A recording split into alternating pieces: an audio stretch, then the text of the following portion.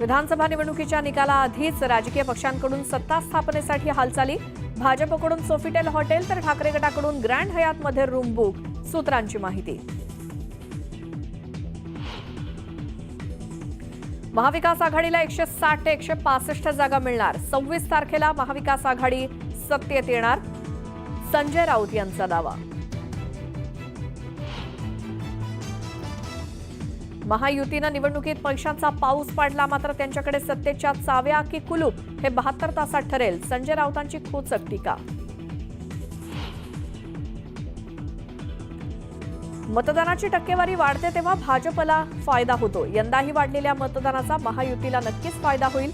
उपमुख्यमंत्री देवेंद्र फडणवीसांनी व्यक्त केला विश्वास. महायुतीचं सरकार येणार, त्यात राष्ट्रवादी काँग्रेसला 35 ते 40 जागा मिळणार. अमोल मिटकरी यांचा दावा. भाजपकडून हालचालींना वेग, जिंकण्याची शक्यता असलेल्या बंडखोर उमेदवारांशी संपर्क साधण्याची शक्यता, सूत्रांची माहिती.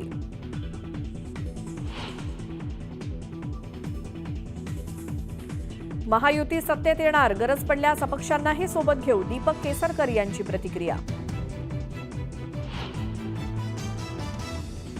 महाराष्ट्रात सरासरी 65.11% मतदान. कोल्हापुरात सर्वाधिक 76.25 तर सर्वात कमी मतदान मुंबईत झाल्याची नोंद.